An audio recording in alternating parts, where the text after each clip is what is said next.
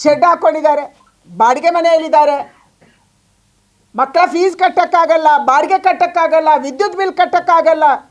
ಇಂಥ ಹಲವಾರು ಜನ ಕರ್ನಾಟಕದಲ್ಲಿ ಇದ್ದಾರೆ.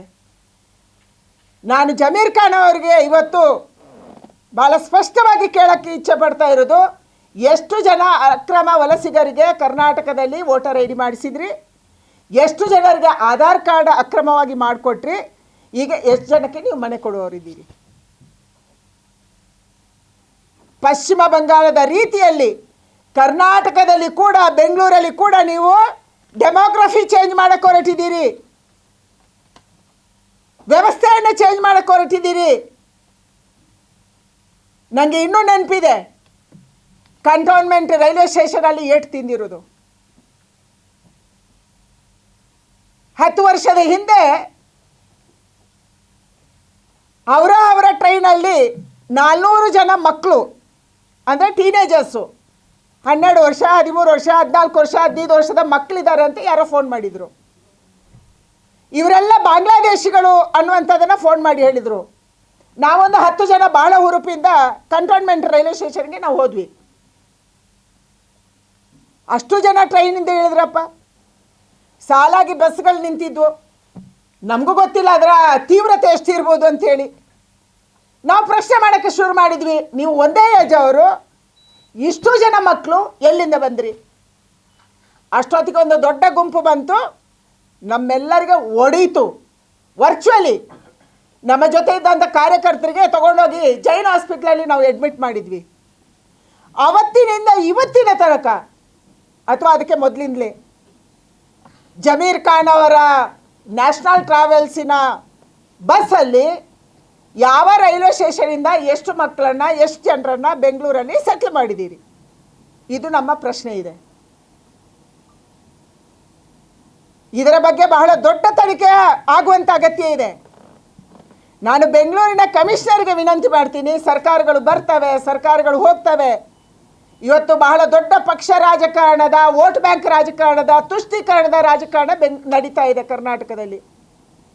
ಕುರ್ಚಿ ಉಳಿಸ್ಕೊಳ್ಳೋದು, ಕುರ್ಚಿ ಹೊಸದಾಗಿ ಹಿಡಿಯೋದು, ಇದರ ಮಧ್ಯೆ ಸಂಘರ್ಷ ನಡೀತಿದೆ. ಇದರ ಪರಿಣಾಮವಾಗಿ ಯಾರು ಹೆಚ್ಚು ಓಲೈಕೆ ಮಾಡಬೇಕು, ಯಾರು ಹೆಚ್ಚು ಖುಷಿಪಡಿಸಬೇಕು, ಇದು ನಡೀತಾ ಇದೆ.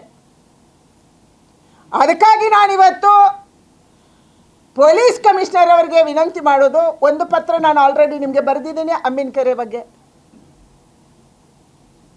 ಇವತ್ತು ಕೋಗಿಲಲ್ಲಿ, ವಾಸಿಂ ಬಡಾವಣೆಯಲ್ಲಿ, ಫಕೀರ್ ಬಡಾವಣೆಯಲ್ಲಿ, ಇಂಥ ಬೆಂಗಳೂರಿನ ಹಲವಾರು ಜಾಗಗಳಲ್ಲಿ ಮತ್ತು ಸರ್ಕಾರಕ್ಕೆ ಸಂಬಂಧಪಟ್ಟ ಭೂಮಿಯಲ್ಲಿ ಎಷ್ಟು ಜನ ಅಕ್ರಮ ವಲಸಿಗರು ನೆಲೆಸಿದ್ದಾರೆ, ಇದರ ಪಟ್ಟಿ ಯಾವಾಗ ತಯಾರು ಮಾಡ್ತೀರಿ ನೀವು? ಕೇವಲ ಒಂದು ಸ್ಯಾಂಪಲ್ ಆಗಿ ನಾನು ಅಮೀನ್ ಕೆರೆ ಬಗ್ಗೆ ಮಾತಾಡಿದೆ. ಯಾವಾಗ ತಯಾರು ಮಾಡ್ತೀರಿ? ಅಧಿಕಾರಿಗಳು ನೀವು ಪರ್ಮನೆಂಟು, ಸರ್ಕಾರಗಳು ಪರ್ಮನೆಂಟ್ ಅಲ್ಲ. ಅವರಿವತ್ತು ಓಲೈಕೆ ರಾಜಕಾರಣ, ತುಷ್ಟೀಕರಣದ ರಾಜಕಾರಣಕ್ಕಾಗಿ ಇದೆಲ್ಲವನ್ನು ಮಾಡ್ಬೋದು. ಆದರೆ ಕರ್ನಾಟಕ, ಬೆಂಗಳೂರು ಇಂಥ ಅಕ್ರಮ ವಲಸಿಗರಿಗೆ, ರೋಹಿಂಗ್ಯಗಳಿಗೆ ನೀವು ಸರ್ಕಾರಿ ಮನೆ ಕೊಟ್ಟುಬಿಟ್ರೆ ಏನಾಗ್ಬೋದು ಬರುವಂಥ ದಿನಗಳಲ್ಲಿ? ನಮ್ಮ ಪ್ರಧಾನಿ, ನಮ್ಮ ಗೃಹ ಸಚಿವರು ಹೇಳ್ತಾರೆ, ಅಕ್ರಮ ವಲಸಿಗರನ್ನು ಚುಣ್ಚುಣ್ಕೆ ಬಗಾದಂಗೆ.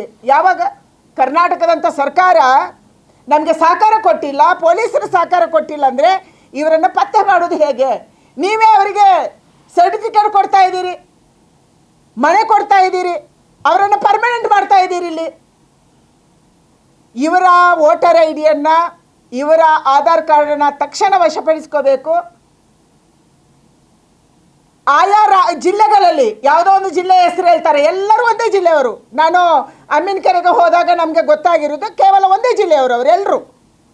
ಅಂದರೆ ಆ ಜಿಲ್ಲೆಯಲ್ಲಿ ಏನು ನಡೀತಿದೆ ನಮ್ಗೆ ಗೊತ್ತಿಲ್ಲ. ಪಶ್ಚಿಮ ಬಂಗಾಳದ ಒಂದು ಜಿಲ್ಲೆಯ ಹೆಸರು ಅವರು ಹೇಳ್ತಾರೆ. ಅದರಲ್ಲಿ ಕಾರ್ಡಲ್ಲಿ ಕೂಡ ಎಲ್ಲರದ್ದು ಒಂದೇ ಜಿಲ್ಲೆಯವರೇ ಹೆಸರಿದೆ, ಒಂದೇ ಜಿಲ್ಲೆ ನಮೂದಾಗಿದೆ. ಆ ಜಿಲ್ಲೆಯಲ್ಲಿ ಏನು ನಡೀತಿದೆ ಅಲ್ಲಿಗೆ ನೀವು ಹೋಗ್ಬೋದಲ್ಲ.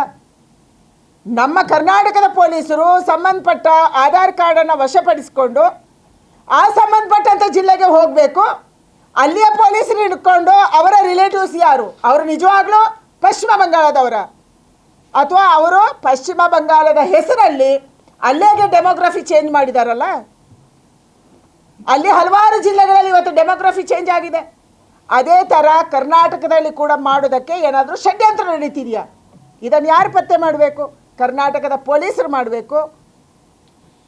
ದಯಮಾಡಿ ದೇಶದ ಹಿತದೃಷ್ಟಿಯಿಂದ, ದೇಶದ ರಕ್ಷಣೆ ದೃಷ್ಟಿಯಿಂದ ಇವತ್ತು ಕರ್ನಾಟಕದ ಪೊಲೀಸರು ಇದನ್ನು ಮಾಡುವಂಥ ಅಗತ್ಯ ಇದೆ.